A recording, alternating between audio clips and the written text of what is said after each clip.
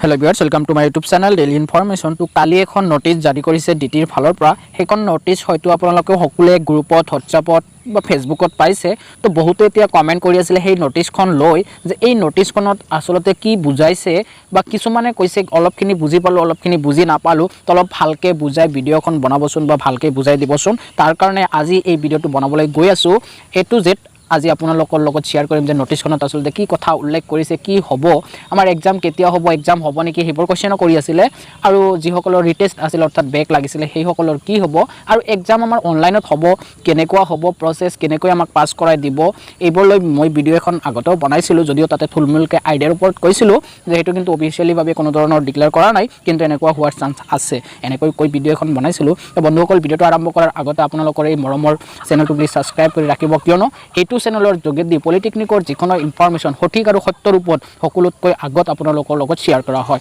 তো এইখন নোটিস ইয়াতে চাওক আহিছে ফ্ৰম আমাৰ ডিটিৰ ফালৰ পৰা দিছে টু আমাৰ প্ৰিন্সিপাল ছাৰ হতক দিছে আৰু সাবজেক্টটো এবাৰ চাই লওক যে আপোনালোকে এইখন চাইছে সেই কাৰণে মেইন পইণ্টখিনি আপোনালোকক জাস্ট বুজাই দিয়াৰ কাৰণে চেষ্টা কৰিম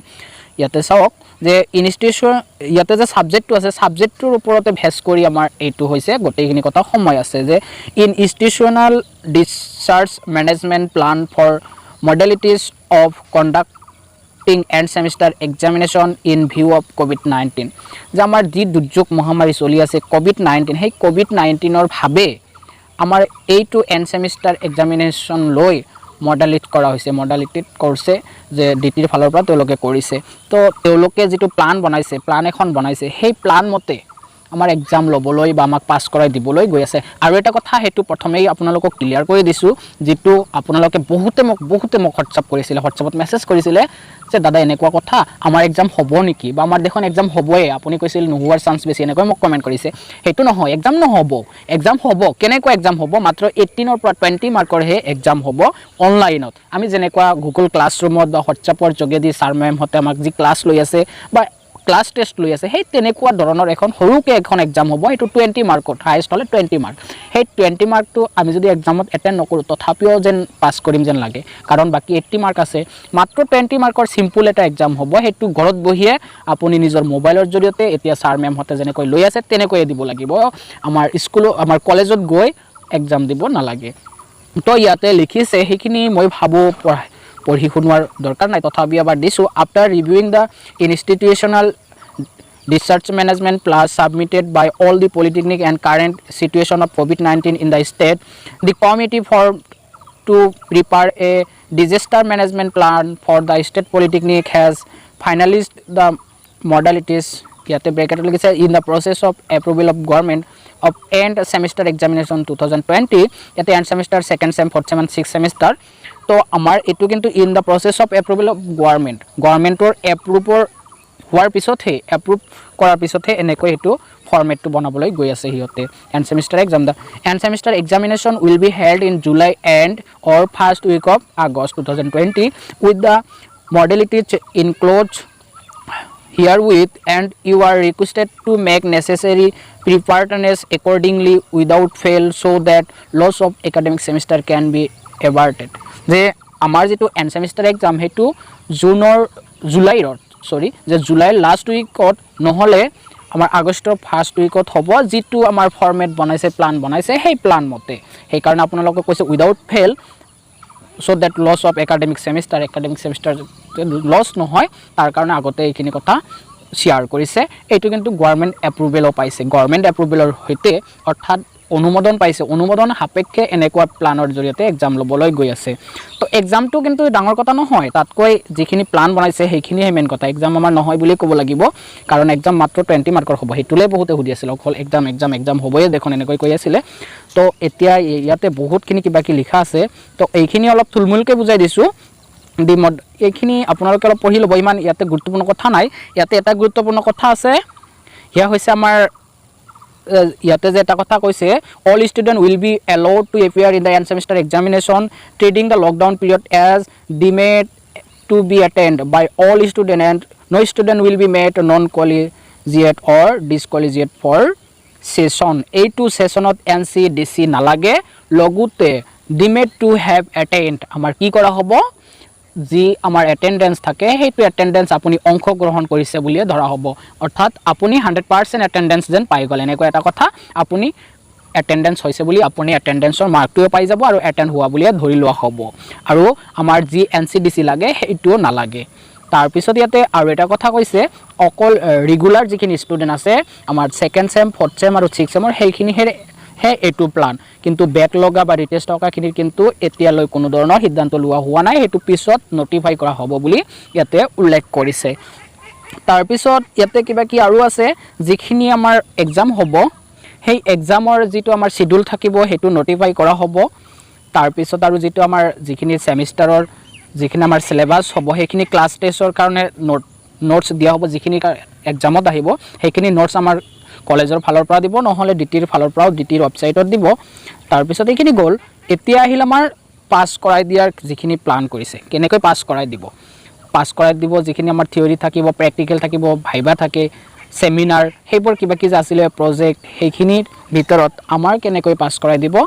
থিওৰি প্ৰথম আহিব থিওৰিটো আমাক কেনেকৈ পাস কৰাই দিব আৰু বন্ধুসকল এইখিনি পেজত যদি আৰু কিবা জানিবলগীয়া থাকে আপোনালোকে নিশ্চয় পঢ়িছে যদি ইয়াতে আৰু কিবা বুজিবলগীয়া আছে নিশ্চয় কমেন্ট কৰিব মই বুজাই দিয়াৰ কাৰণে চেষ্টা কৰিম কাৰণ যদি A to Z পঢ়ি যাওঁ তেনেহ'লে ভিডিওটো বহুত লং হৈ যাব তাৰ কাৰণে মই শৰ্টকাট কৰিছোঁ যিখিনি ইম্পৰ্টেণ্ট সেইখিনিহে মই আপোনালোকৰ লগত শ্বেয়াৰ কৰিবলৈ চেষ্টা কৰি আছোঁ থিওৰি এইটো মন কৰিব এইটো হ'ল থিওৰি আমাৰ exam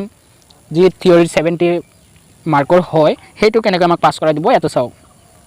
the 50% of total mark is obtained in the immediate previous semester examination আপোনাৰ 50% মাৰ্ক দিয়া হ'ব আপোনাৰ প্ৰিভিয়াছ সেমিষ্টাৰৰ পৰা আপুনি 2nd চেমত আছে 1st চেমৰ মাৰ্ক ধৰিব এইখিনি কথা মই আগতেও কৈছিলোঁ কিন্তু তাৰপিছত আপুনি 4th চেমত আছে আপোনাৰ 3rd চেমৰ মাৰ্ক ধৰিব 6th চেমত আছে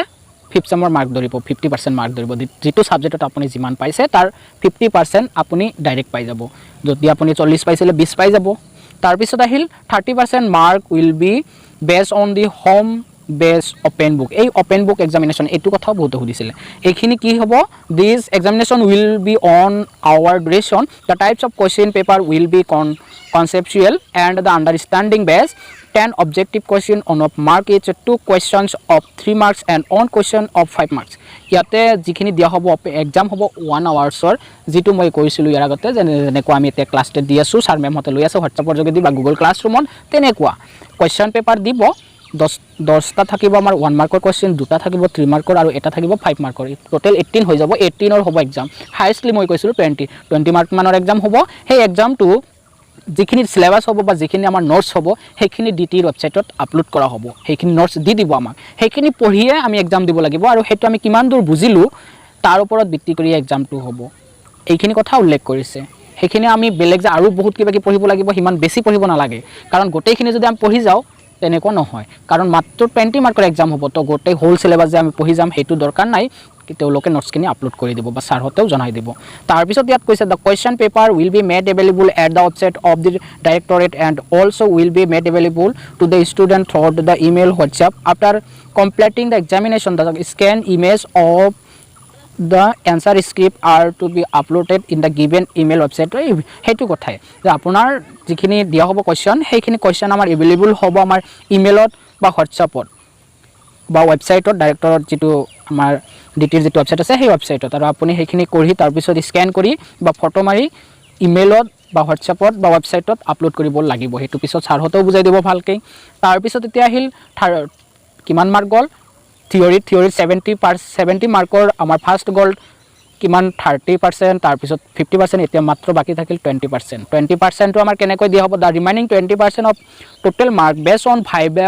votes which will be conducted by a group of faculty through meeting apps but telephone test the viva examination will be structured and based on the predefined set of questions that will be provided by the SCTE Assam subject wise আপোনাক question দিয়া হ'ব হেতু ডিটিৰ ফালৰ পৰা দিব provide কৰিব আমাক যদিও প্ৰভাইড নকৰে ছাৰ হতক প্ৰভাইড কৰিব ছাৰ হতে আমাক সেই ওপৰত এটা প্লান এটা বনাই দিব যে এইখিনিৰ ওপৰত ভাইবা লম বা এনেকৈ ভাইবা লম এটা গ্ৰুপ বনাব সেই গ্ৰুপ ফেকাল্টি গ্ৰুপ ছাৰ হতৰ এটা গ্ৰুপ থাকিব সেই গ্ৰুপৰ ফালৰ পৰা ভাইবা লব বা এটো কিবা অলপ চেঞ্জ কৰি ছাৰ হতে নিজৰ অলপ বা প্ৰিন্সিপাল ছাৰ হতে অলপ কিবা বেলেগ ফৰ্মুলাৰ জৰিয়তে ল'ব পাৰে মুঠতে 20% যি মাৰ্ক থাকিব হেতু ভাইবাৰ ওপৰত হ'ব 20% মাৰ্ক হলে কিমান হ'ব বেছি এটা নহয় 10 ৰ পৰা 15 ৰ ভিতৰতে হৈ যাব সেইখিনি মাৰ্ক আমাক ছাৰহঁতে দিব যেনেকৈ নহওক কিয় টেলিফোনিক বা কুইজ কম্পিটিশ্যনৰ ধৰে পাতি হ'লেও ল'ব এতিয়া আহিল যে আমাৰ ইণ্টাৰনেল এছেছমেণ্ট ইণ্টাৰনেলত আমাৰ যি ইণ্টাৰনেলত আমি 30 মাৰ্ক পাওঁ সেই 30 মাৰ্ক কেনেকৈ ভাগ বতৰা কৰি দিব 30 মাৰ্ক আমাৰ কেনেকৈ হ'ব সেইখিনিৰ ওপৰত কথা এইখিনি পঢ়ি নাযাওঁ আৰু বহুত কিবা কি আছে তো ইয়াতে চাওক এইটো কথা মন কৰিব 5 মাৰ্ক নিশ্চয় পাই যাব ডিমেড টু বি এটেণ্ড এইটো কিন্তু আমাৰ মানে সবকে আপুনি এটেণ্ড হৈছে বুলি ধৰা হ'ব ইয়াতে 5 মাৰ্ক এটা পাই যাব এইটো ইণ্টাৰনেলত আহি গ'ল তো ইণ্টাৰনেলত বাকী থাকিল আৰু কিমান 25 তো 25 ইয়াতে বহুত কিবা কি লিখিছে হোম এছাইনমেণ্ট আছে ক্লাছ টেষ্ট আছে এইবোৰে তাৰপিছত টিচাৰ এছাইনমেণ্ট আছে সেইখিনি গ'ল তাৰপিছত গ্ৰুপ ডিছকাশ্যন সেইবোৰ কিবা কি আছে তো এইখিনি পঢ়ি দিছোঁ এইখিনি পঢ়িলে আপোনালোকে ওপৰৰখিনি এনেই বুজি পাব হোম এছাইনমেণ্টত থাকিব 5 মাৰ্ক পোষ্টাৰ প্ৰেজেণ্টেশ্যনত থাকিব 3 মাৰ্ক এইটো ইণ্টাৰনেলৰ যি 30 মাৰ্ক সেইটো আমি আগতেও জানো সেইখিনি আৰু তাৰপিছত ইয়াতে কুৱেশ্যনায়াৰ 2 মাৰ্ক কুইজ ইয়াতে 2 মাৰ্ক ক্লাছ টেষ্ট যিটো আমাৰ এতিয়া লৈ আছে হয়তো অনলাইনত বা আমাৰ গুগল ক্লাছৰুম বা হোৱাটছএপত সেইটোৰ পৰা দিব আমাৰ 8 মাৰ্ক টোটেল 20 মাৰ্ক হৈ গ'ল এতিয়া টিচাৰ এছাইনমেণ্ট ছাৰৰ হাতত থাকে এটেণ্ডেঞ্চৰ আমি 5 মাৰ্ক থাকে 5ৰ পৰা এতিয়া ধৰক 4 নহ'লে 5 বা 3 এনেকৈ চবেই পাই যাব মোৰ মতে 5 দিব পাৰে ছাৰহঁতে কাৰণ এটেণ্ড বুলি ধৰা হ'ব তো 4 নহ'লে 5 পাব ডিচিপ্লিন 2 থাকে সেইটোও দি দিব কিমান দিয়ে সেইটো ছাৰহঁতৰ কথা ক্লাছ পাৰ্টিচিপেট বা ছাৰহঁতে কুৱেশ্যন কিবা সুধিলে আপুনি কিমান কৈছে তাৰ ওপৰত 3 মাৰ্ক থাকিব টোটেল 10 এনেকৈ পাছ কৰাই দিয়া হ'ব এইবোৰ মাৰ্ক ধৰা হ'ব এইখিনি 30ৰ পৰা এইবাৰ অলপ ভাল মাৰ্ক পাব যেন আইডিয়া হয় অনুমান এটা কৰিব পাৰি কাৰণ বহুতে কলেজ ক্ষতি কৰে NCDC লাগে সেইসকলে এই এটেণ্ডেঞ্চৰ ওপৰত যিটো মাৰ্ক থাকে সেইটো নাপায় এইবাৰ পাই যাব তো এইবাৰ অলপ বাঢ়িব যেন লাগে ইণ্টাৰনেল মাৰ্কটো আৰু সেইটো আপোনাৰ যি থিয়ৰী এক্সামৰ সেইটো মাৰ্ক আপোনাৰ প্ৰিভিয়াছ ছেমিষ্টাৰ কাৰ কিমান ভাল হৈছিল ইয়াৰ ওপৰত ভিত্তি কৰি ৰিজাল্ট হ'ব তাৰপিছত ইয়াতে প্ৰেক্টিকেলৰ কথা কোৱা হৈছে প্ৰেক্টিকেল এক্সামিনেশ্যনৰ কথা কোৱা হৈছে যিটো আমাৰ প্ৰেক্টিকেল হ'ব based on the viva practical টেষ্টৰ কথা কৈছে যে বেছড অন দ্য ভাইবা বজ on of the experiment that a student will be select from the list of the practical experiment student will be submitted the report of the selected experiment এটা experiment কৰিব লাগিব যিকোনো এটা কৰিব লাগিব মানে লিখিব লাগিব লিখি আপুনি ছাৰহঁতক পঠাব লাগিব কি লিখিব লাগিব সেইখিনি অলপ চাই লওঁ আপুনি সিমান বহুত বহলাই যে লিখিব তেনেকুৱা বহলাই লিখিব নালাগে তাৰপিছত ইয়াতে এক্সামিনেশ্যন অন বেছ অফ দ্য প্ৰফেশ্যন ইয়াতে কিবা কি লিখিছে সেইখিনি মানে এটা দৰকাৰী নহয় প্ৰেক্টিকেলৰ কথা কৈছে গ্ৰুপ ডিছকাশ্যন কমিটি সেইখিনিত ভাইভেল হ'ব তাৰপিছত ইয়াতে প্ৰেক্টিকেল এছেছমেণ্ট ইয়াতে অলপ কৈছে কি লিখিব লাগিব বেছ on the report on the experiment covering EM লিখিব লাগিব তাৰপিছত এপাৰ্টাছ তাৰপিছত ৰিকুৱাৰ্ড বা আপোনাৰ চাৰ্কুইট ডায়েগ্ৰাম এইখিনি লিখিব এইখিনি লিখি আপুনি কি কৰিব লাগিব সাবমিট কৰিব লাগিব maintain by the department of the submitted ইয়াতে কিবা কি লিখিছে আপুনি যেনেকৈ দিছে আগতে প্ৰেক্টিকেল এক্সামটো ঠিক তেনেকৈ এক্সামটো দিয়া হ'ব দিব লাগিব প্ৰেক্টিকেল এক্সামটো কিন্তু ঘৰত বহিয়ে হ'ব এক্সপেৰিমেণ্ট কৰিব নালাগে কিন্তু লিখিব লাগিব এইখিনি হ'ল মেইন কথা তাৰপিছত প্ৰজেক্টৰ কথা কিবা কি কৈছে সেইটো 6 চেমৰ দাদাহঁতৰ সেইখিনি নিশ্চয় গমেই পাইছে দাদাহঁতে তো ভিডিঅ'টো বহুত দীঘলীয়া হৈ গ'ল কিন্তু আপোনালোকক বুজাৰ কাৰণে ইমান দীঘলীয়া হৈছে তো ভিডিঅ'টো চাই যদি ভাল পালে নিশ্চয় লাইক এটা কৰিব আৰু সকলোৰ গ্ৰুপত যিমানখিনি ষ্টুডেণ্ট আছে সকলো যে পলিটেকনিকৰ ষ্টুডেণ্টৰ যি গ্ৰুপ আছে সকলোবিলাক গ্ৰুপত আপোনালোকে প্লিজ ভিডিঅ'টো শ্বেয়াৰ কৰি দিব যাতে সকলোৱে ভালদৰে অলপ বুজাৰ চেষ্টা কৰে নাজানো কিমান দূৰ বুজাবলৈ সক্ষম হৈছোঁ তথাপিও কৈছোঁ অলপ শ্বেয়াৰ কৰি দিব যাতে সকলোৱে অলপ হ'লেও গম পায় তো